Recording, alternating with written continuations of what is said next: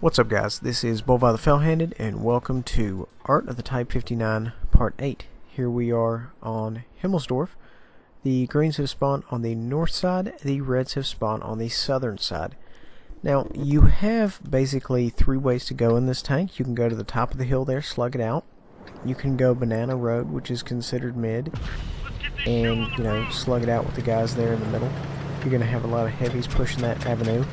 Or you can go tracks. Now, tracks is typically where your mediums lights are going to end up going. Of course, you always have that one light go down the middle at the start of the game.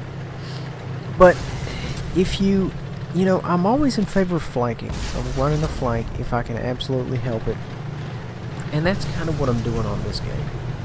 Now, does this tank have enough armor to slug it out on Banana Road? Yes. Does this tank have enough armor to slug it out on the top? Yes. The issue is if the reds go to the top of the hill in force and there's only a few tanks, you're going to get rolled. If they go mid and you've only got a few tanks, you're going to get rolled. With this, you've kind of got some options, because if they were to swing out wide, I would be able to spot them. I could put rounds on them. We've got a few guys out here, but not really any major presence. It's not necessarily about getting yourself into combat, it's about how can you withdraw from a nasty situation. Now, granted, of course, this thing does not have the speed of the Bat Chat, but at the same time, you are in a medium tank. And it is, whereas I would not necessarily consider this tank fleet of foot, it's not the slowest medium in the world either. So it kind of does good all around. And like I said before, this tank is honestly as close to the Holy Trinity as you can get. Armor, mobility, and firepower. It's very good with all three. Excuse me, adequate. It's, and that's what you want in this tank. You want something that's adequate. You don't want something that's exceptional, because if it's exceptional in one thing, it's going to be lacking in multiple ones of others. Moving on. Now, as you can see, there's a number of guys on the hill there I could get shots at. However, I'm kind of focused on the more direct threat here, which is the Black Prince.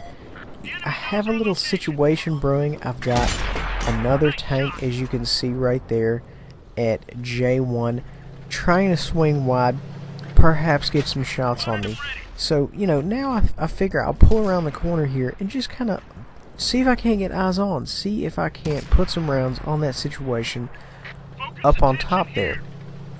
But as you can see, what I said earlier has come true. We didn't go up in there with enough tanks. The reds went up in there with loads of tanks, and we end up getting rolled.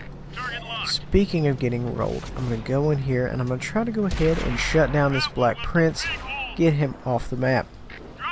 He's not aiming at me, which is a wise decision, because at this angle it would be very difficult to penetrate my turret, unless of course he happens to load APCR and go for the weak spots next to the gun mantlet and the two turret hatches. Of course, if you move the tank back and forth making micro movements, which is what I always suggest when someone is aiming at you, that will make hitting your weak spots exponentially harder, which is, all what we're going for. We are all about taking away the enemy's HP while conserving our own. So I make a semi-clutch shot there at the T-29. I scope in at the side of his turret. Lo and behold, it bounces. I'm not exactly sure what I hit. Maybe those Mickey Mouse ears, I'm not sure, at a certain angle. At any rate, we're moving on. And we're running AP. I'm tending to run more AP in this tank, because if you really have your aiming down, you don't really need to use that much APCR. If you're in a tricky situation, yes, by all means. If there's somebody who just will not leave you alone, will not die, yes, load APCR. Other than that, your standard AP round is something like 252 silver, which is insanely cheap. So, I mean, of course, if you're trying to make money with this tank, yes, run AP. But, APCR also has its uses as well. However, I would not actually spend gold buying your APCR. Make sure to hit Y, change currency, and buy those rounds with silver. That's the way to go. Moving on, the game is not really looking super fantastic for us. We go ahead and get one of the guys there off the board. He was a one-shot, pretty much an easy kill.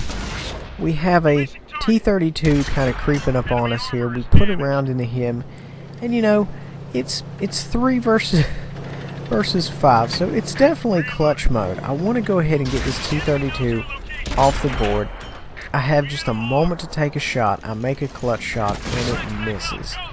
Bounce around from the E2 there, put the round in the side of the T-32, finish him off.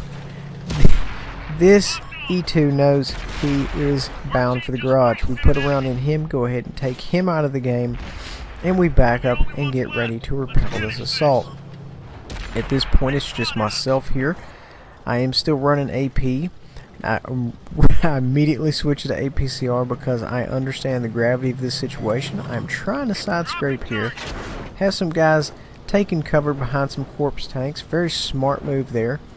I'm going to see if I can't absolutely just clutch this out here. Had a Panther just fire and miss me. I'm going to go ahead and try to put a round in him at range. We were successful, and now it appears they are borderline ready to rush me.